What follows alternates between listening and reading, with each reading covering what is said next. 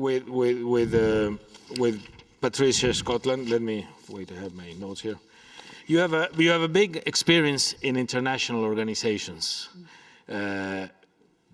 looking at policies and how international organizations can affect change in policy to their members. Can you tell us about how we can use that experience to ensure that we have a well-being embedded into policies in your experience? Patricia, please. Firstly, Gustavo, you know that I have just stepped down from being the Secretary General of the Commonwealth, and most of you will know that the Commonwealth represents 56 countries. That's about 2.7 billion people from 5 regions. We have 33 small states, but we have some of the largest states in the world as well. India is our biggest country with 1.4 billion. Nauru, Tuvalu, the smallest, with about 11,000. And what did we discover? That basically everything that you have just said is what we have to do. And we've been in partnership with UNESCO and many other international bodies. But the question is, how do you do it? Because for many years we've understood that to have proper policy delivery, we have to have evidence-based policy analysis. And so what we did in the Commonwealth is to operationalize that by creating a number of platforms. One of the most successful platforms we have developed is the interministerial committees and meetings. So we basically have meetings between all the ministers' groups. But this month, the health ministers are going to meet in the margins. The 56 health ministers of the Commonwealth will meet in the margins of the WHA. And the outline that you've just been given about how preventative action is far better than reaction subsequently, how we need to drill down on that evidence to understand what works and what doesn't work is really happening now. The other thing I need to say to you is that this is not just some ethereal dream. It can be done if we choose to do it. And I've been very proud in the last 9 years that the Commonwealth have decided to commit themselves to health and well-being. And this understanding that there's an interrelationship between all the different parts of the SDGs. And just to give you an idea as to how we've managed to do that, we have created something which is called SMART, which is transforming commitments into action. So we have created, the Commonwealth created the generally accepted performance management principles of governance. We all know that if you look at accountancy, the GAP principles will be applied globally. But when it comes to performance of governments, it is very much left to be in the eye of the beholder. Someone will look at something and say, this government's doing fantastically, normally the politicians. Someone else will look at it and say, this government's doing terribly. And someone else will say, on the same data, they may not be quite so bad. But there's no objective method by which we can identify how the performance should be evaluated. So what the 56 countries in the Commonwealth did, and we represent the 5 regions, and we're a bit like a petri dish, all the performance managers agreed on a generally accepted performance management principle. And we are now applying it. We are asking the UN to see whether they would apply it also, because then we'd have one platform in which we could really understand the true performance. And we are very, very lucky, all of us, because we now have the Sustainable Development Goals. So that's our lodestar. All our countries, all our organizations are asserting that we're aspiring to deliver the same. And so also what we did in the Commonwealth is we undertook a performance analysis of the Sustainable Development Goals for each of our 56 countries. So we would know what we're good at, what we're bad at, how much we're spending, if we're spending it well, if we're spending it badly. And we've discovered from that analysis, which we've published, that every single country is doing well at something, but none of us are doing well at everything. And we've also, when we've aggregated and disaggregated the data, we have understood that there's a commonality between those things which are successful and a commonality between those things which are not successful. And so this is a way of us coming together, sharing what works, but just as importantly, sharing what doesn't work. And Gustavo, you said that it's the interreaction between all of those different factors. So we also have found that unless we do all of it, we actually achieve none of it. Because if you look at SDG 1, you need SDG 2 to 16 to deliver it. And you need SDG 17, that is partnership, to do all of it. And so understanding the interrelationship between the data becomes incredibly important. So we've done the SDG analysis, we've also done energy, because without energy you can't, and we've also done AI, and we have done digitalization, because understanding the interrelationship between all of those is really important. And I'm going to say to you that one of the most powerful things we managed to do in the last 9 years is to collaborate. Because the truth is, no organization, no university, no entity has enough money to do what we need to do. But together, we have more than enough. And so if you just look at how many people are in this room, and don't think about how much money you each have, think about how much ability and power and finance we have together. And it's that collective that I think can make a difference, and we can, and we are doing this. And I'm going to leave you, if I may, with just one example, which is a climate change example, which poses an existential threat to many of us, because we'll have no health if we have no life and we have no country, and climate change is adversely affecting our health and well-being. Fiji needed very much a nature-based seawall. In the past, the difficulty that we had was scale and speed, because many of you will know that by the time the application is made and granted, the circumstances which you aspired to address have changed. And the money that you needed to do it has also grown. So you were always fighting to catch up. Also, most of our small states, most of us don't have the empirical data we need. The empirical data is in someone else's hands. So what we did is we created the Commonwealth Climate Finance Access Hub. And we worked with all our partners in the UN, all our partners in the multilateral system. But in particular, we used the data from the UNITAR, UNOSAT, the British Space Agency, people like Planet and other our partners and ourselves. And we pooled our data. And then the big accelerant has been AI, because we took all the data in relation to Fiji, so we could predict what is likely to happen. We put it all in an AI simulator, and we looked at what the changes were likely to be using the simulator till 2050.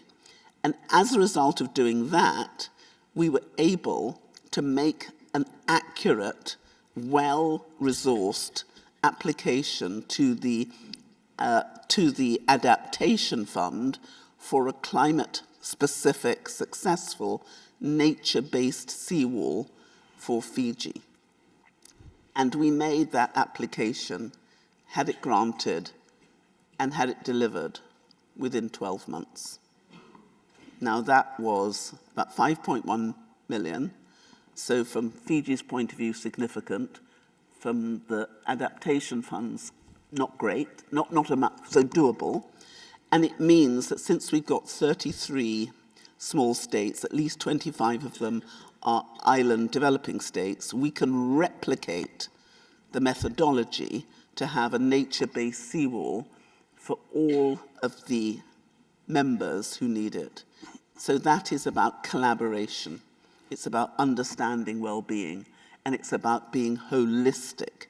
So I give those examples because there is this belief that multilateralism is no longer the way forward.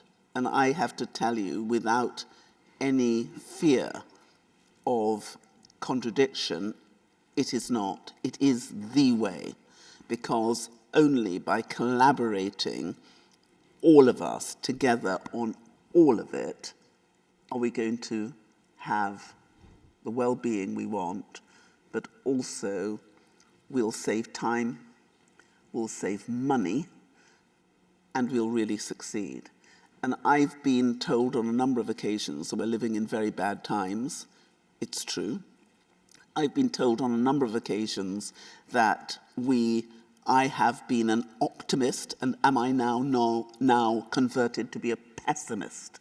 And I am assuring you that I am neither an optimist nor a pessimist, but what I absolutely am is determined.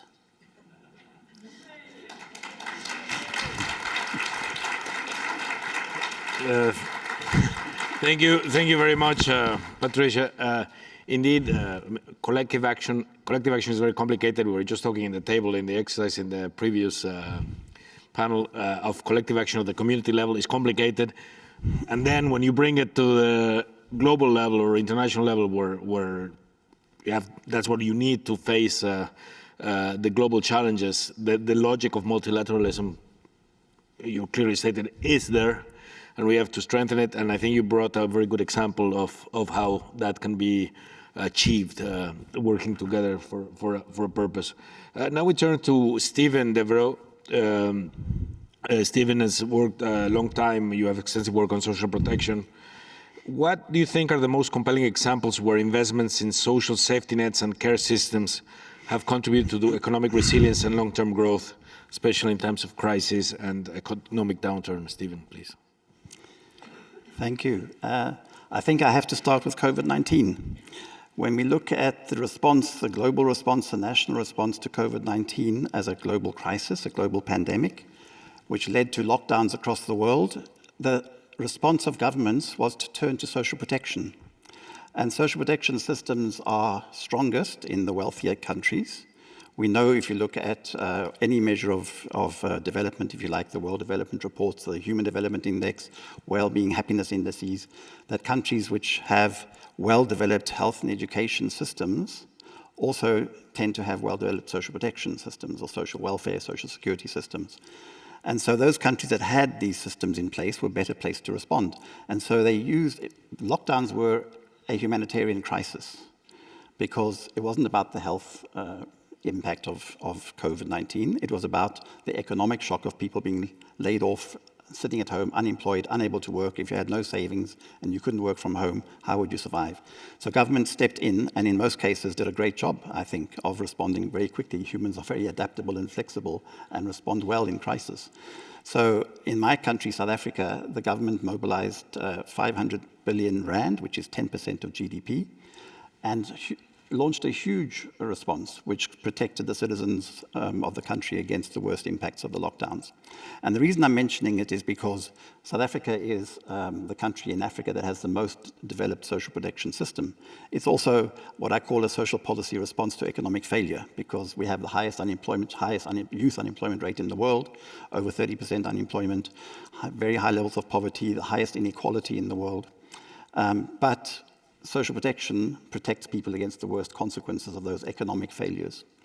And so the government introduced a new program called the Social Relief of Distress Grant, which targeted 18 to 60-year-olds who were left out of the social protection system. We have a life cycle approach. So you have child grants up to, and school feeding programs up to 18, and you have older persons grants over 60, but there's nothing in between if you're not formally employed and have access to unemployment insurance and so on. So this new grant came in, and what it did is it completed the cycle. It filled the gap. And so that grant kept people going through the lockdowns. It was there for a temporary period only until the lockdowns were over, except that it quickly became politically irreversible because people were desperately surviving on that small amount of money. And after the lockdowns were over, they were still unemployed.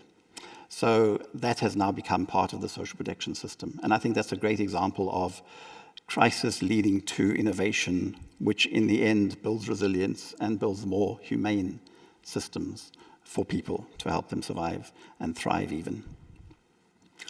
I think I'll pause there just because I have another answer for another question if we get time for that. Thank you, Stephen. Indeed, and you're not the first to say today that crisis can lead to innovation, and it's a very interesting example you're placing and complements very much what Patricia Scotland, former head of the Secretary General of the Commonwealth, was telling us about international collective action now looking at the national economy.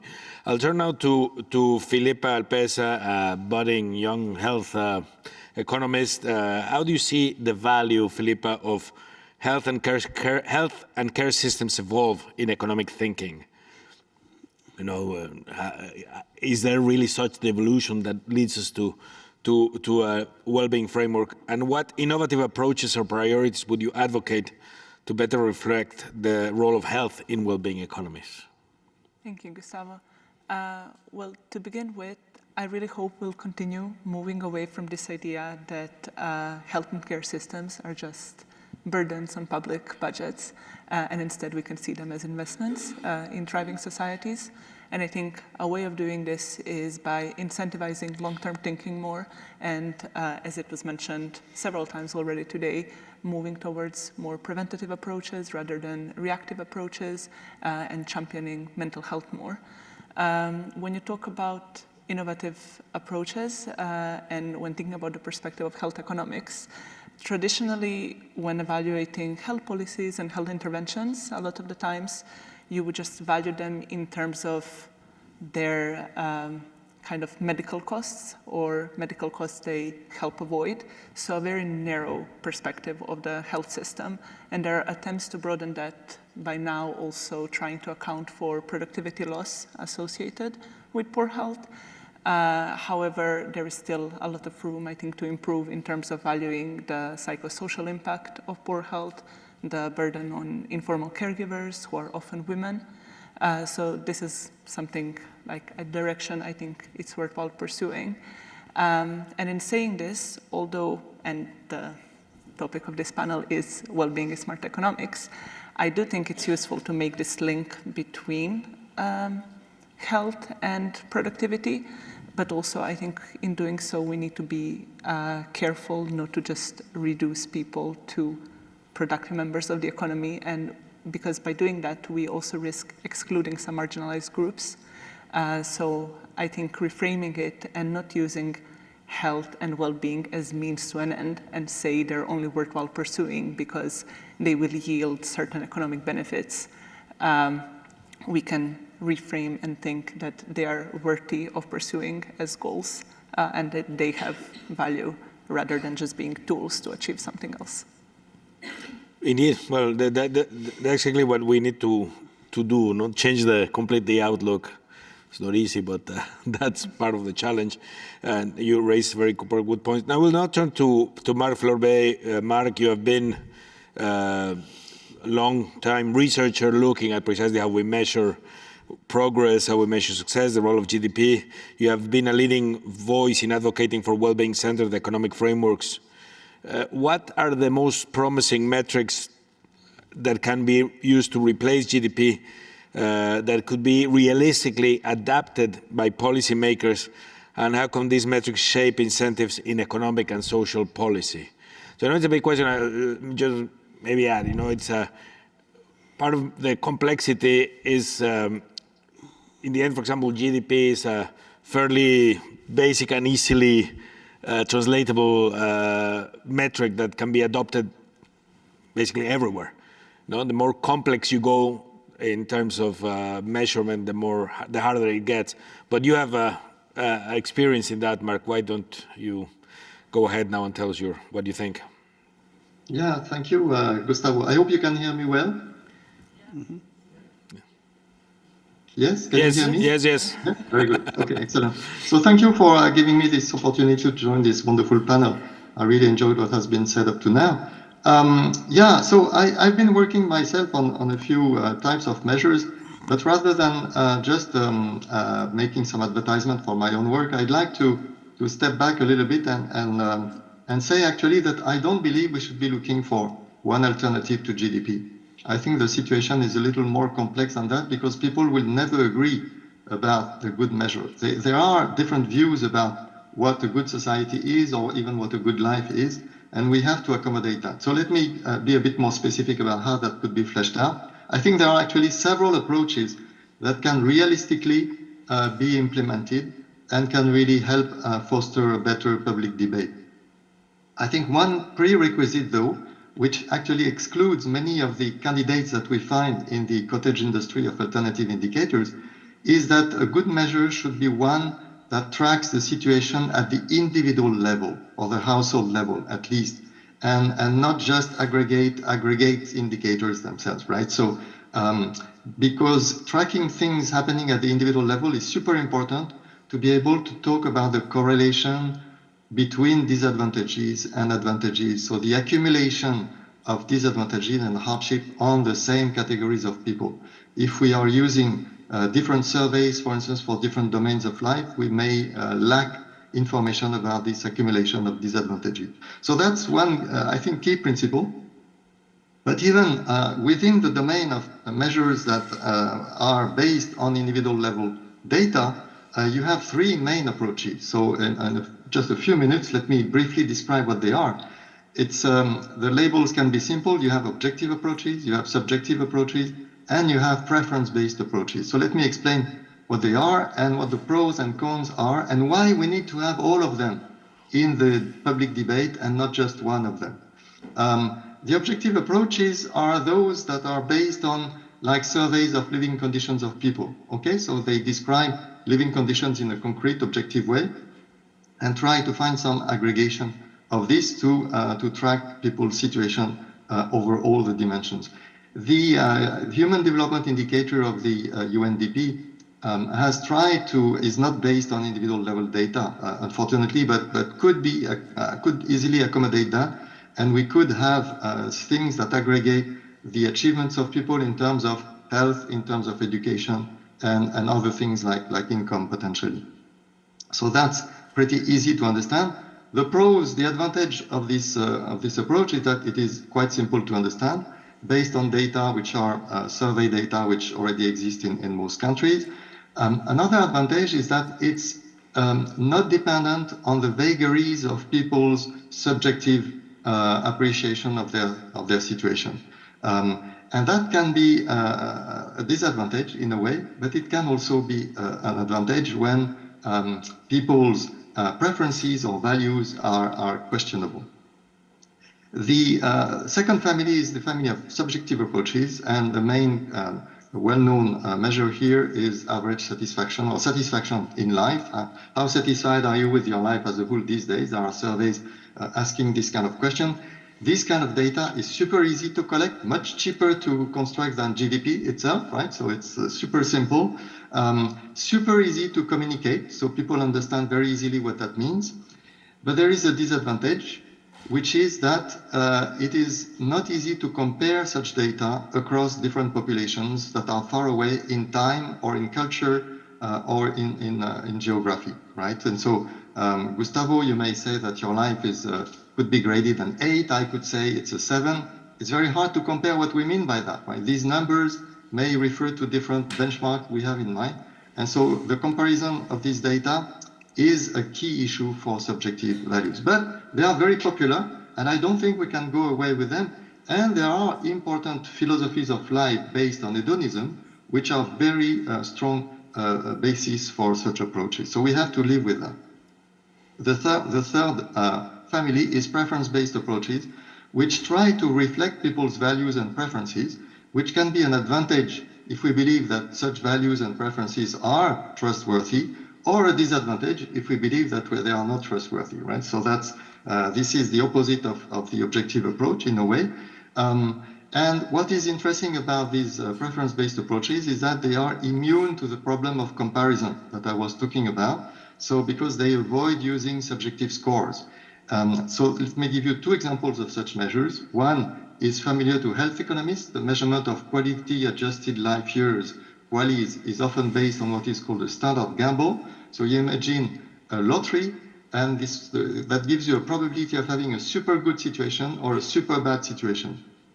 And the probability that people declare in such a lottery would give them an equivalent situation to their current life is a possible measure, right? And so the probability itself is a measure. Another measure, the one on which I've worked, and I don't want to advertise it more than the others, but I think it's worth considering, is equivalent income. So you correct people's income from the advantages or disadvantages that they have in non-income dimensions of their life. So again, this is rather easy to explain. One disadvantage of these preference-based measures, as they rely on preferences which may be questionable, but also preferences are hard to estimate and costly to estimate. So the surveys on preferences are still a kind of research area, and so that's one of the difficulties of these approaches. So yeah, this is I hope I'm not too long, this is a small picture of the various approaches. I think we have to live with the three kinds of approaches, and we should never abandon any of them. Thank you, Marc. No, indeed, it's very important points that you raise. We look at individual, we look at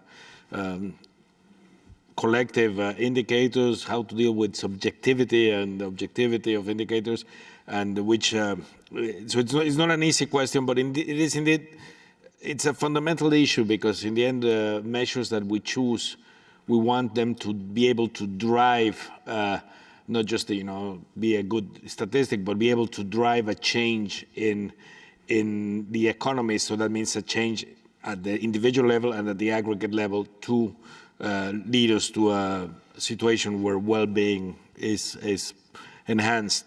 I will go now to the same question for all panelists. And it refers to the title of the panel. And here the question is, what does it mean when we say that well-being is smart economics? Are we ready to redefine what it means to be a successful economy? So that's the question. I don't know if we can, anybody wants to go first, or we go in their own way, the other way around, and we start with Marc, whichever way. As you like. Yeah, if you want, I can start with a few thoughts. First, I would like to say that as an economist, I'm always puzzled by the fact that well-being is not central in practical economics. In practical, I mean, the way economics is practiced, especially in macroeconomic policy. Because in economic theory, well-being is at the center, right? So since the neoclassical revolution in the 19th century, economics is based on well-being and measurements of well-being. We call that utility in economics, which nobody else understands, but that's definitely about well-being. So it's very strange that somehow we have to remind people that economics should be about well-being and not about money. Money is just a means, it's an instrument, certainly not the goal, even for the core economic approach. But yeah, just in a few thoughts about why we are in such a problem, in such a difficult situation. The way we have organized our thinking about economic growth and the way economic growth itself is organized is toxic in many ways.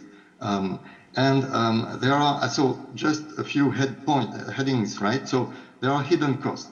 Obviously, environmental damage, the externalities, that's something that's super well known.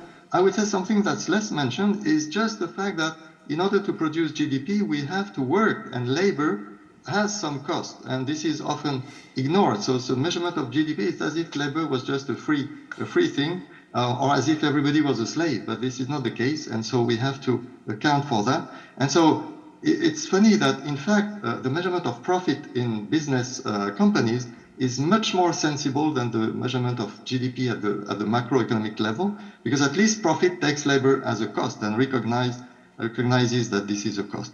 Another kind of hidden cost is that the economic game is triggering a sort of toxic social competition, where people focus on income and tend to forget about friendships, about family life, and this sort of thing. So there are also, I mean, this is part of the externalities in many ways, in a sense, right? So hidden cost. The other thing I wanted to mention is that the factors of growth are itself double-edged swords. So the two main factors of growth are innovation and competition, and each of them has a good phase and a bad phase. So the bright side of innovation, as you know, is it brings new things and so on. The dark side is that it is organized in the current economy to cater to the needs of the rich or to the desires of the rich, and is also organized to save on costs of firms at the expense of the quality of work and the quantity of jobs and these sort of things. And competition is also a double-edged sword, because it's great to select the most efficient producers and so on, but it's also, unfortunately, great at selecting the least scrupulous players in the economy. And so those who are able to externalize their costs, they have an edge, they have an advantage in competition, and that's the dark side of competition. And finally, if I may say, and that goes back to what I was saying in the previous question about whether preferences are trustworthy or not, our definition of well-being, when we say smart economics, it should be about well-being. Well, but how do we define well-being? How do we seek, how do we pursue well-being? And so it may be that the development of a materialistic and consumerist culture has been itself a serious problem in most of our countries, especially in the developed world, but it's really spreading around the world. And so maybe we have to question also the way in which we define and pursue well-being. And so there are many opportunities to deal with this, but they take the form of remedies to all these problems. So we have to measure the hidden costs in a better way. We have to incentivize actors accordingly, especially regarding externalities. We have to manage innovation in a different way, not through the market, but for the common good. We have to protect the responsible actors, especially responsible corporate firms, from toxic competition. And we have maybe to abandon our materialistic and consumerist values. This is, in a nutshell, maybe some thoughts about why we are in such a difficult situation. Thank you. Many thoughtful points. Anybody else? With Stephen or Filipa? I mean, I was asked to speak on the youth perspective as well, and I think from that side, it's really empowering to be reminded that we get to define what a successful economy is. And I think it's something that we shouldn't forget. And I loved in the first speech when Kate was reminding us all that it is a social construct and that we are in charge of where we take it. And I hope that all of us here today are only a tiny proportion of people who are questioning the metrics or the metric that we let guide us for decades now. So again, speaking from the youth perspective, I think the idea that we should sacrifice our mental health, ability to connect with one another, the future of our planet in pursuit of this one goal is becoming less and less convincing. So I hope in the future this is going to continue to change. Okay. Stephen? Yes, I'd like to say something about metrics as well, not being an expert like Marc, but I have some thoughts about this. And I actually looked at 3 metrics, which are the GDP, the World Development Reports with their rankings of country by GNI or GDP per capita, the HDI, which looks at health in terms of life expectancy, education in terms of years of schooling and income, and then the happiness index. And it's quite interesting when you look at those 3, the rankings, that HDI is actually quite strongly correlated with GDP or GNI. And the reason for that is probably because high-income countries have more money to spend on health and education services. So you tend to get longer life expectancy and better educated people where there's more income in the country. So HDI was important to challenge the money metric approach because it shifted the approach, the analysis from income to outcomes. But that doesn't go far enough because it doesn't tell us about well-being. And so I think that the happiness index actually does tell us a lot more about well-being because it's about relating to others. So they measure things like social support, generosity, giving and sharing, whether you have freedom to make choices. And these are all about people's relationships to each other and to the state and so on. So those are much more powerful indicators, but much more difficult, as Marc mentioned, to either measure or to compare. But I did a little exercise to compare the rankings, looking at country rankings, and I chose at random the country of Iceland. And it turns out that Iceland has got the highest HDI in the world at the moment. So they're number 1 on HDI, and they are number 2 or 3 on happiness, and only 14 on income or GDP. And I think that's great, because I think if your HDI and or your happiness ranking is higher than your GDP ranking, you're doing a great job of converting income into well-being. Conversely, my country, South Africa, for many years in the apartheid days, we are an upper middle income country, so we had high GDP, relatively high GDP, but performed terribly on life expectancy and education. So we had very low GDI. So the gap was the other way around. So when GDP is higher than HDI, you're doing badly, I think. But interestingly, the top 4 countries on the happiness index are all Nordics. It's Finland, Sweden, Norway, and Iceland. And I asked my taxi driver last night on the way here why that is. Why is Iceland so happy? And he said, probably it's because it's a relatively small, homogeneous society where people care for each other. And I thought, that's great. And also, I watched this documentary on the plane about the Red Stockings, the women who took a day's strike in 1975 and got gender rights, women's rights. And I learned from that film that Iceland has got some of the highest indicators of gender equality, the best indicators of gender equality in the world. And maybe that's another factor. And if you compare Iceland with, say, Afghanistan, which is at the bottom of the happiness index, they have the lowest happiness index in the world, and the women in Afghanistan have the lowest happiness index ever recorded. So clearly that's one factor that puts Iceland at the top and Afghanistan at the bottom. But I wanted to conclude by saying that a common factor across all of these findings is the importance of health and education. And for example, if you look at, just another example. If you look at Costa Rica, which was the closest on Kate Raworth's donut to being the ideal country, and is considered to be one of the happiest countries. It's actually 67 on income, but it's 6 in the world on happiness. So just behind the Nordics comes little Costa Rica. And the arguments why that is are that they have an attitude to life which is very positive, very open and full of gratitude and living in the moment. They also have strong solidarity, sharing ethic. They have a good work-life balance, and they have strong social services, very good free education, free healthcare.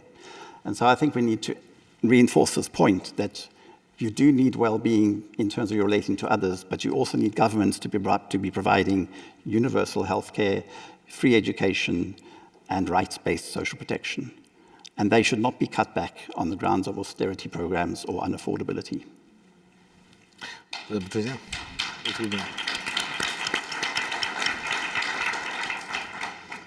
I think what we've just spoken about, though, in essence, is people-centered policy development.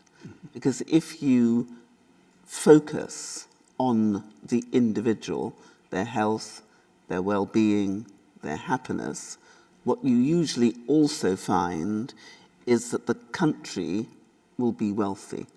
If you look back at what happened in 2008, 2009, when we had the tsunami of financial crisis, what did we discover? It was those countries who'd invested in their people who were more resilient.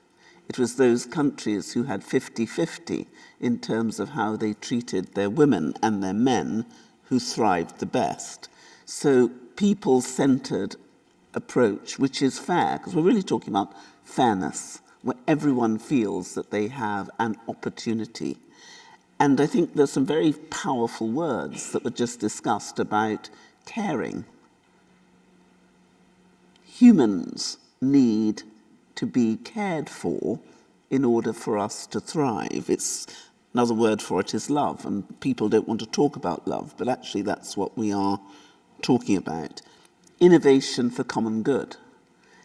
The fact that we now have the opportunity to aggregate and disaggregate what works gives us a real opportunity to do better. And I think we need to understand, all of us, and we are, that the threats we're facing now are global common threats.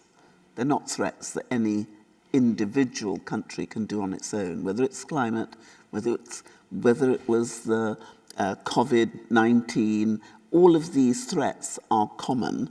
And I think we are moving, if you look at those entities which are doing better, we're moving from competition to collaboration, because we have to collaborate in order to compete against the common threats. So there's a shift. And I believe that we can do that shift. And those countries who are doing it most successfully, they aren't competing against each other, they're collaborating. And certainly in my 9 years of working with the Commonwealth, what I have seen, the difference we have been able to make. And I have to tell you that my organization has virtually no money. So it's talking about £42 million. It's a drop in the ocean. But we have literally developed processes and implementation programs in partnership with all our countries and with other multilateral organizations, which have been worth billions. And now we reasonably anticipate, all of us, that AI is going to add 15.7 trillion onto the global economy, some say, by 2030. So we have an instrument, if we choose to work together in collaboration, to make that difference. And I just want to say, in terms of vulnerability, we developed the Universal Vulnerability Index. And I think what people have been saying earlier, we've got to be inclusive. And we do know what works. We just have to choose to do it. And I hope that we will. Thank you. It occurs to me that, there are many things that have come up in this panel that are very important. When you were explaining, for example, Stephen, and the need to change the shift in our focus of what's important, of getting people to work together, of valuing things like education, health. You're speaking of the resiliency, Patricia, as well. So clearly those are essential elements for well-being. As a former policymaker in Mexico, having to deal with the design and implementation of policies, the complexity is how to do that in policy. But at the same time, I'm worried a bit about here in this room. We're all agreeing probably that well-being is important, that the focus on growth for growth itself is not the key. So we're preaching to the choir in that regard. But at the same time, for example, you mentioned these correlations with, indeed, you don't have to be a very wealthy country to get the well-being levels that you want, but you do need some wealth to be able to start filling and going to the donut that Kate Armstrong was telling us. No, you do need to be able to provide basic opportunities for all and so on.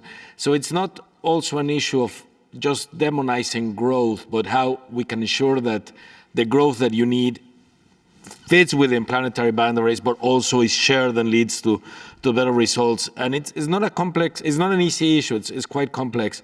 I don't, for example, see, at least it was not in my experience as a policymaker, that it was just a focus on growth, because you can have the opposite as well. Situations where it's very easy to say, oh, of course I'm not focusing on growth, I focus on other things, and the result is you don't have neither growth nor the well-being you want, because the investments are not done on thinking about people, thinking about improvements and so on. So that's the trick is how to, I don't know, it's basically a general question for the audience as well. How do we move in that direction without something that sounds simplistic, like, okay, you shouldn't focus on growth, okay, but how do you focus then on things? We've discussed indicators here, and that's important. But how do we translate that into policies? I don't know if we have 5 minutes, I don't know if anybody has some thoughts on that question. Well, I can certainly say that it's doable. I spent my whole life people telling me that what you've just described is impossible.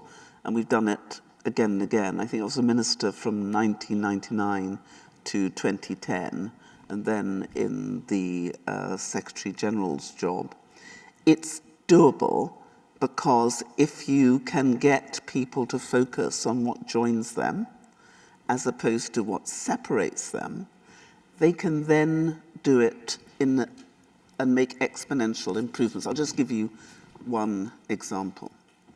In 2003, I was chairing the interministerial group on domestic violence. You know that domestic violence is the greatest cause of morbidity in women and girls. It affects 1 in 3 women worldwide.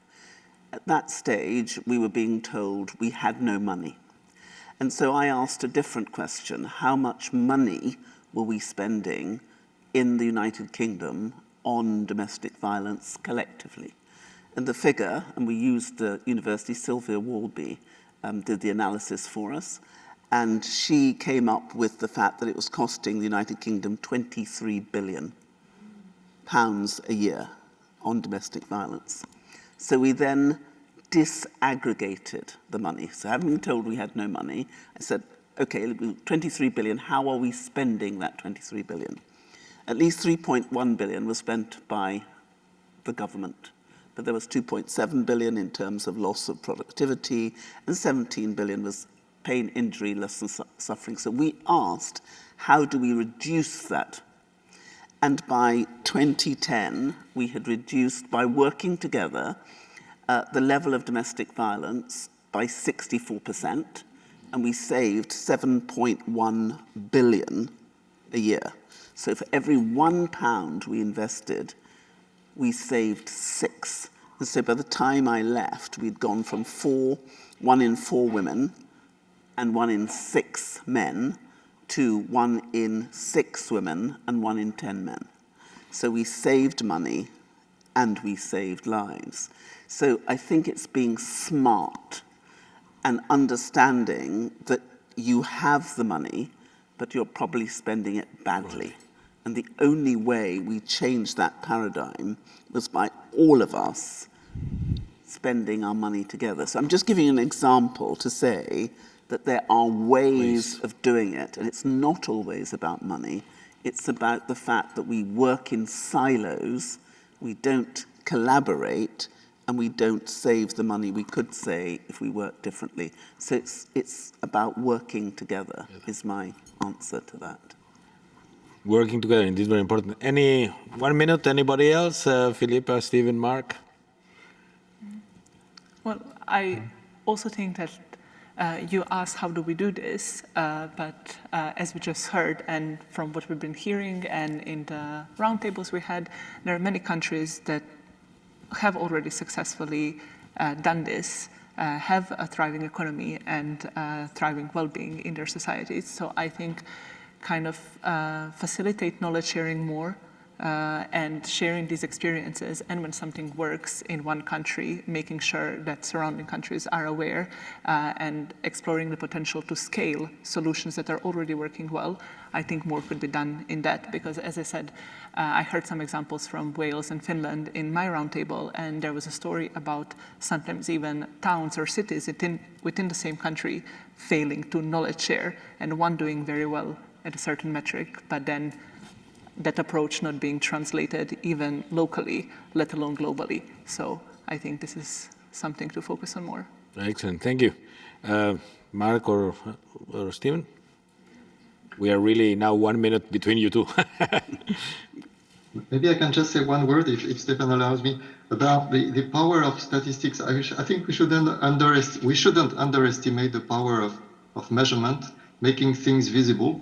And now we can realize that by seeing the energy that's put by some politicians in some countries to destroy statistics and to destroy data and to destroy data collection.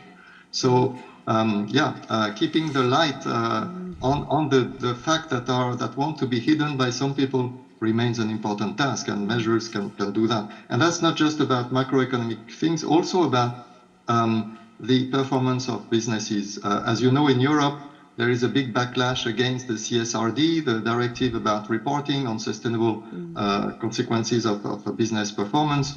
And again, this is about destroying data and destroying reporting. So there are big stakes in the statistics themselves.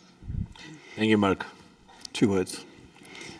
More empathy, more love, less divisiveness, less greed, less hate. That's good. Well, the topic of this panel was well-being is smart economics. I think it is, and I'll finish just by saying Patricia said it, it's doable. We have to work on it. Thank you to all our panelists, Patricia Scotland, Filipa Alpeza, Stephen Devereux, and Marc Fleurbaey. Thank you very much. Thank you so much to all of you, and thank you, Gustavo, for chairing this. I will just say a few words, just wrapping up this morning, and before we go on the lunch break. The lunch break, we will be having a break from this room for 1 hour, but from 12 to 12:30, it's just lunch. But then we are offering a presentation, marketplace presentations from 12:30 to 13. It's Aurore François. She will be presenting a policy toolbox for the well-being economy. And Mas Falkenfleth, which you met this morning, presenting well-being for future generation. Lisa Howe-Stewart from the VOL, Local to Global, Building a Movement for Economic System Change, Starting Where You Are. And Rikka Pelika from Finland, Economy and Wellbeing and the Power to Define Futures. These are presentations that are 10 minutes and they will repeat it twice, so you can go between. This is also to make this a little bit, you can be standing, so we're not just sitting and having a discussion. But I just want to also to remind you, at the same time, 12:30, you can also come in here, and there will be yoga instructors who will give us yoga stretches from 12:30 to 12:45, if that's something that you would like to join. But I'm gonna explain a little bit about this pink cards that are on your table. And I thank you for mentioning love and how important. We are often so afraid to use love. And I think what you also mentioned, which is part of the problems that we're facing, this huge focus on competing instead of compassion. So we also have that in Iceland. We need to have more compassion and less competing. And this came from, Sandrine started to tell you about this, and this is called the Knights of Love. And if you look at it, it's funded by the Bryndís Klara Memorial Fund. I'm going to tell you about this tragic event that happened on a cultural evening in August here in Iceland. It was where people gather, very family-friendly event, but then suddenly, August last year, there was a young boy that came there with a knife, very angry young boy, a boy that we can say that the society had failed several times. And he was there and was angry and wanted to stab a girl. And her friend actually came in between. And she didn't know that boy, and she sacrificed her life for her friend, and she died. And her parents wanted this tragic event to turn to something good, and they asked upon all Icelanders to become Knights of Love. And our president, Halla, is the patron of this memorial fund and has asked all Icelanders to just do more acts of love. She invited 30 of us to her residency to talk about how do we do that? How do we become Knights of Love? And how do we do more acts of kindness or acts of love? And in those cards, which you can use to play any cards game, there is those sentences that we got from young people. How do we show act of love? Believe in the good in others. Show gratitude in action. So we encourage you to open this up and share this and draw a card and share with the others, because it's so important that we do connect. We don't call the breaks here coffee breaks. It's well-being breaks for connection. And that is what we really want to do. And if we just also, as I say, I wanted to highlight from this morning, the systems, the economic systems, they are man-made. They can be changed. And you've given us also the hope. But we also need people to be well and thriving in order to make some changes. As this quote, burned out people will continue burning out the planet. They will not save the planet. We need to start also to connect with ourselves, to connect with nature, and connect with others. So that is our message, and I hope we will do that through this forum and think about how also do we connect more just and with those acts of kindness and acts of love. So that is our message to you, to the lunch break, where we hope that you will connect and make some acts of love. Thank you for this morning, and hope to see you at 1 o'clock.